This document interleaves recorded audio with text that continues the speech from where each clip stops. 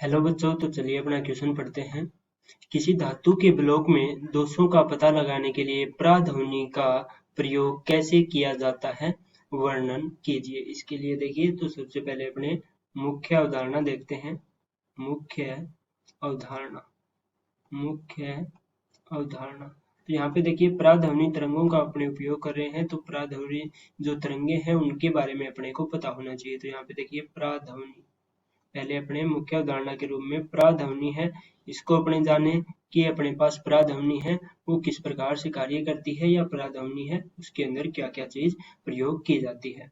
तो देखिए, यह यह एक प्रेक्षित एक प्रेक्षित एक प्रेक्षित व एक संसूचक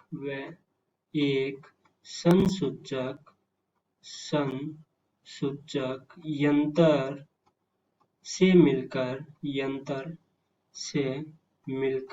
बना होता है मिलकर बना होता है मिलकर बना होता है बना होता है जिससे जिसका जिसका प्रयोग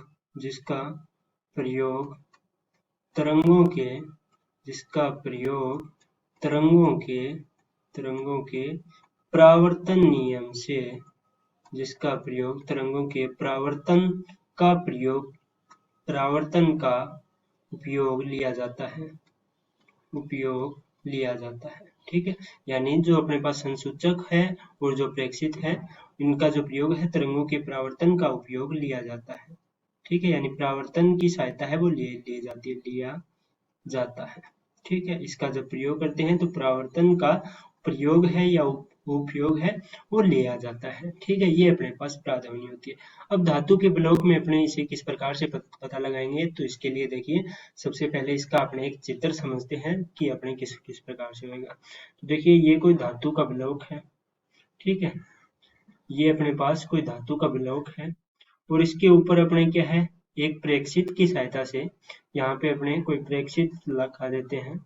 ठीक है, प्रेक्षित का काम क्या होता है कि यह ध्वनि तरंगों का उत्सर्जन करता है। ठीक है, और इसकी जो दूसरी साइड है, इसके यहाँ पे अपने क्या है, संसूचक रख देते हैं। ठीक है, संसूचक रख देते हैं। यहाँ पे काफी सारे अपने पास संसूचक है, वो अपने इस प्रकार यहाँ पे रख देते हैं। अब देखिए, होता क्या है कि जैसे ही यहाँ से तरंगे निकलेगी, ठीक है, यहाँ से अपने इस प्रकार मान लेते हैं कि तरंगे हैं वो निकल रही है, तो ये तरंगे क्या होगी, आगे की ओर जो संसूचक है उसके ऊपर अपने को मिल जाएगी। ठीक है, इस प्रकार से। लेकिन होता क्या है कि यदि इसमें मान लें कि कोई दोष है, ठीक है, इसके बीच में अपने यहाँ पे कोई छिद्र मान लेते हैं कि जिसके कारण इसमें क्या है, दोष है। अब इस दोष के कारण क्या होएगा, यहाँ पे देखिए, जैसे ही दोष आएगा तो यहाँ पे अपने को किसी प्रकार की आगे तरंगे हैं वो अपने को नहीं मिलेगी। ठीक है, होगा क्या कि जैसे ही ये तरंग आएगी यहाँ से टकराएगी और यहाँ पे टक्कर होने के कारण ये क्या है, परावर्तित हो जाएगी और यहाँ से ये क्या है, मतलब विक्षेपित हो जाएगी एक तरीके से। यहाँ पे अपने को विक्षेपित होके तरंग जैसे ही बाहर निकल जाएगी तो यहाँ पे कुछ दूरी पे जो संसूचक लगे होंगे उनके ऊपर अपने को कोई तरंग है वो अपने को देखने को नहीं मिलेगी। तो जिसके कारण अपने क्या कह देंगे कि ये जो अपने पास बॉक्स है इसके अंदर क्या है, दोष है, और उस दोष का अपने यहाँ पे इस प्रकार परावर्तन के द्वारा पता है वो लगा सकते हैं। ठीक है, तो इसके लिए अब अपने देखिए, इस चीज को अपने क्या कहेंगे कि पता लगाने के लिए प्राध्वनि तरंगे देखिए अपने कैसे लिखेंगे, प्राध्वनि तरंगे प्राध्वनि तरंगे प्राध्वनि तरंगे बॉक्स पर प्राध्वनि तरंगे बॉक्स पर प्रेक्षित की जाती है बॉक्स पर प्रेक्षित की जाती है प्रेक्षित की जाती है प्रेक्षित की जाती है और किसी दरार या छिद्र से और दरार, ठीक है, कोई दरार होएगी या छिद्र होएगा, दरार बोल देते हैं। ठीक है, दरार से परावर्तित होकर दरार से परावर्तित हो जाएगी या हो जाती है। ठीक है, और दरार से परावर्तित हो जाती है हो जाती है।